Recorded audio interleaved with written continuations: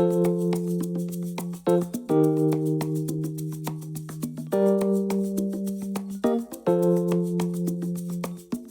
my name is Michelle Dirksey from Michelle Dirksey Interior Design, and I am at Baywood Cabinets to give you one of my not secret trade secrets. Today we're going to talk all about cabinets.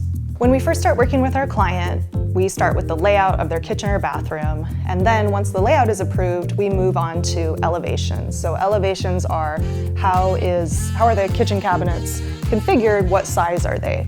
So coming to Baywood Cabinets is a great resource because you can see examples. So what does a touch latch look like? Do you want that? What does it look like to have an undermount sink? What does it look like to have full overlay cabinets? After our client approves the layout and we move on to deciding how wide and where the cabinets are, then we move on to deciding what is inside each of them. So we might decide to have built-in storage, or we might decide to have hidden recycling, compost, and a waste can. When we're working with our client to develop the kitchen or bathroom layout, obviously we have to measure first if it's remodel. If it's new construction, we might be working with the architect. But either way, our first step is to figure out the floor plan. So where do we want the refrigerator? Where do we want the sink? And where do we want the stove, or usually the key pieces? And so we'll draft out the layout for them. After the client has approved the layout, next we move on to elevations. So how wide is each cabinet or drawer, and where is everything located? And then we'll draft elevation views for them so that we can get approval on what the exterior view is. After the exterior elevations of the cabinets have been approved, we move on to what's happening inside of them. And this is where we can really customize things, and it's a good idea to come into the cabinet shop so that you can see real examples and you can decide if you want things like a hidden KitchenAid. So after we hear from our client what they would like the interior of the drawers and cabinets to hold, we draft that into the floor plan so that everyone is on the same page. We also draft the under cabinet details because we really want to make sure that the under cabinet lighting is hidden, and that if we do electrical strips underneath, that they are also hidden.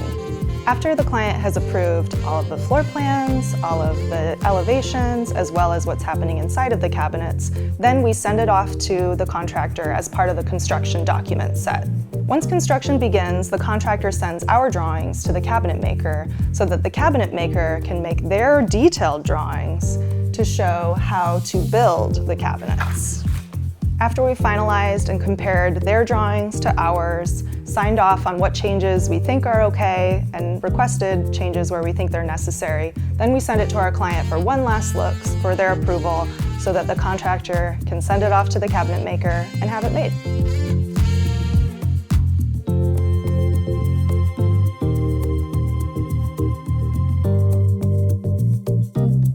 Initially, when we're developing the concept with our client, we'll decide things like the style, and then with that, we'll decide what cabinet style works for that. So they have a lot of different choices here.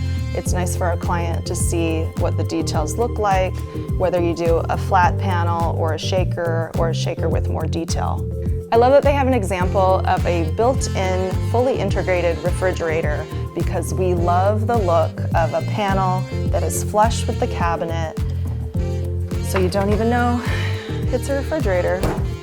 Just like we don't want to see the refrigerator, we also don't want to see the dishwasher, and so we prefer a panel-ready option that matches your cabinet. Blind corners happen when one counter meets the edge of another, and the challenge is, how do we get to that space back there? And one of our favorite solutions is to do this component. So this pulls out, so now the back area of the cabinet is still totally usable. Here's another great solution for our pantry wall. There's a dead corner here, and so they've added secret storage. Oops, I'll try it again. They have so many solutions, like what to do with the upper area that's hard to reach. And here, what they've done is they've added a shelf that's accessible from that side so you can easily reach everything. This is an example of a slab full overlay cabinet, and what that means is that it's flat like a slab, and that you can't see the box behind it. So I have to open the cabinet in order to see the support box behind it. This is a more inset style, and so unlike the full overlay, you can actually see the cabinet box. Regardless of whether you do inset or full overlay, you still have the option in door style, so you could still do flat or shaker or something even more traditional.